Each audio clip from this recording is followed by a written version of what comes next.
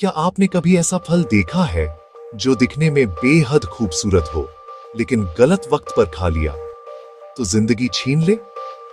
ये कहानी है अकी फ्रूट की, एक ऐसे फल की जो दुनिया में लाइफ एंड डेथ फ्रूट के नाम से जाना जाता है।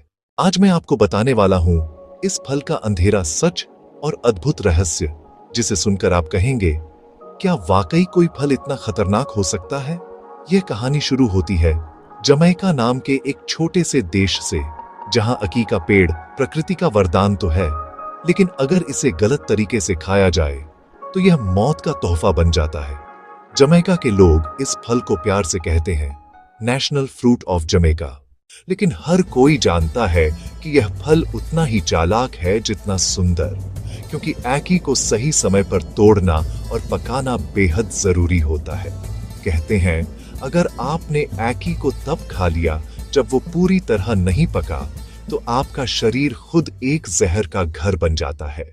इसमें मौजूद एक केमिकल होता है हाइपोग्लाइसिन ए, जो आपकी ब्लड शुगर को इतनी तेजी से गिरा देता है कि इंसान को जमैकन वॉमिटिंग सिकनेस हो जाता है। पहले हल्की उल्टी, फिर बेहोशी, और कुछ ही घंटों में जिंदगी खत्म। इसलिए जमैका में बच्चे तक जानते हैं अकी को तभी खाना जब वो खुद पेड़ से मुस्कुराकर खुले, क्योंकि जब ये फल अपने आप फटता है और अंदर से लाल काले बीज दिखाता है, तभी ये कहता है अब मैं तैयार हूं। डरने की बात नहीं है, क्योंकि जब इसे सही तरीके से पकाया जाए तो इसका स्वाद दुनिया में किसी और फल जैसा नहीं होता। अकी को जमैका में सॉल्ट फिश के साथ पकाया जाता है और यह उनकी नेशनल डिश कहलाती है। इसका टेक्सचर अंडे जैसा होता है और स्वाद बटरी और नट्टी। लोग कहते हैं अकी अगर सही समय पर खाया जाए तो यह स्वर्ग का स्वाद देता है।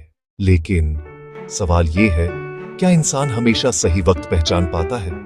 क्योंकि जिंदगी में हर चीज का सही समय होता है, चाहे वो फल खाने का हो या किसी पर भरोसा करने का।